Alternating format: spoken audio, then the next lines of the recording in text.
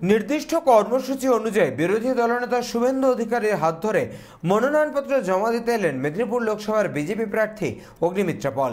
এদিন তিনি বর্ণাঢ্য শোভাযাত্রার মাধ্যমে কর্মী সমর্থক সহযোগে হুটখোলা গাড়িতে প্রচার করতে করতে এই মনোনয়ন জমা দেন। যদিও মনোনয়ন জমা দেওয়ার আগে তিনি বটতলা কালী মন্দির, সিদ্ধেশ্বরী কালী মন্দির এবং মেদিনীপুর মাহাতাবপুর শ্মশান কালী মন্দিরে একপ্রস্থ পুজো দিয়ে রাজ্যবাসীর মঙ্গল কামনা করেন। এরপর তিনি মেদিনীপুর কালেক্টরেটে জেলা শাসক দপ্তরে নির্বাচন আধিকারিক তথা জেলা শাসক খুরশেদ আলী কাদরির হাতে তার মনোনয়নপত্রটি জমা দেন। এরপর সাংবাদিকদের মুখোমুখি হন এবং কটাক্ষ করেন শাসক দলকে। এদিন নমিনেশন করার পর জেতার ব্যাপারে জিজ্ঞেস করলে অগ্নিমিত্র পল বলেন, ভোটের প্রচার চলছে জনসংযোগ, তবে আজকের র্যালি আমাদের 4 তারিখ অপেক্ষা করতে দেবে না। আজকের র্যালি দেখে বুঝিয়ে দেওয়া হয়েছে যে মেদিনীপুর লোকসভা কেন্দ্র থেকে জিতছে অগ্নিমিত্র পল, যিনি প্রধানমন্ত্রী নরেন্দ্র মোদীজির মনোনীত প্রার্থী।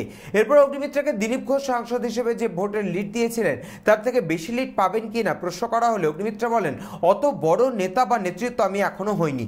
আমার রাজনীতিতে বয়স মাত্র 5 বছর, তবে যেভাবে মানুষের ভালোবাসা এবং উচ্ছ্বাস দেখছি তাতে যদি মার্জিন বাড়ে তাহলে আমি সারপ্রাইজড হব। আশা করছি তার থেকেও বেশি ভোট পেতে পারি। তবে এরই সঙ্গে মুখ্যমন্ত্রীকে কটাক্ষ করে তিনি বলেন, মমতা বন্দ্যোপাধ্যায়ের মতো হাওয়ায় ওড়ানো কথা আমি বলি না, তবে আমি জিতছি এ কথা বলতে পারি। মার্জিন নিয়ে আমি বেশি ভাবছি না, কারণ ওইটা আমাদের যারা অভিভাবক আছেন তারাই বলবেন।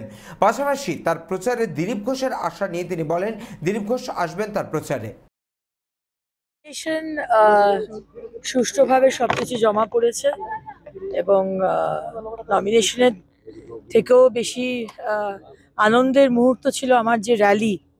আজকে আমি সত্যি অভিভূত এবং আপ্লুত।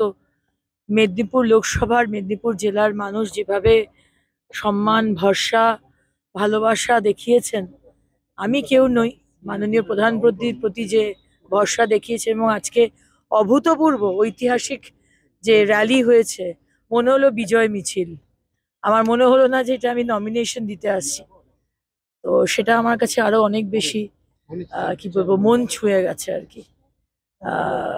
লড়াই তো চলবেই, 25শে জুন লড়াই, কিন্তু রেজাল্ট আমার মনে হয় 4 তারিখের আগেই মেদিনীপুর লোকসভার রেজাল্ট কিন্তু অন্তত বেরিয়ে গেছে। বিজেপি এখান থেকে জিতছে, অগ্নিমিত্র পাল মাননীয় প্রধানমন্ত্রীজি এখান থেকে জয়ী হচ্ছেন। আপনি বলছেন যে জিতবেন, আপনি জেতার ব্যাপারে আশাবাদী। দিলীপ ঘোষের যে মার্জিন গতবারে ছিল, তিনি যত ভোটে জয়লাভ করেছেন, সেটা কি অগ্নিমিত্র টপকে যেতে পারে? দেখুন, অত বড় রাজনীতিবিদ এখনো হয়নি, আমার বয়স 5 বছর, কিন্তু যেভাবে মানুষের ভালোবাসা দেখছি, I will not be surprised যদি দিলীপদার মার্জিন আমরা মানে বাড়াতে পারি। I will not be surprised, বাড়তেও পারে, কিন্তু আমি ওই ধরনের হাওয়ায় মমতা ব্যানার্জির মতো কথা বলি না। জিতছি এটুকু বলতে পারি, মার্জিন নিয়ে আমি এখনো সেটা বলতে, সেটা আমার যারা সিনিয়র্সরা আছেন, আমার যারা অভিভাবকরা আছেন, তারা হয়তো বলতে পারবেন। দিলীপদার ভোট শেষ হচ্ছে, তারপরে কি দিলীপদা আপনার প্রচারে? অবশ্যই দিলীপদা কথা দিয়েছেন, দিলীপদা এখানে আসবেন, সুকান্তদা আসবেন, আর শুভেন্দুদা তো আজকে ছিলেনই। শুভেন্দুদা সবসময়তেই আছেন।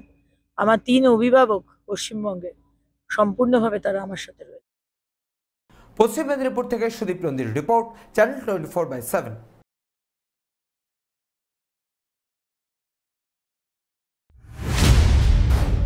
মসনদ দখলের লড়াই 2024 দেখতে চোখ রাখুন চ্যানেল 24/7 এর পর্দায়।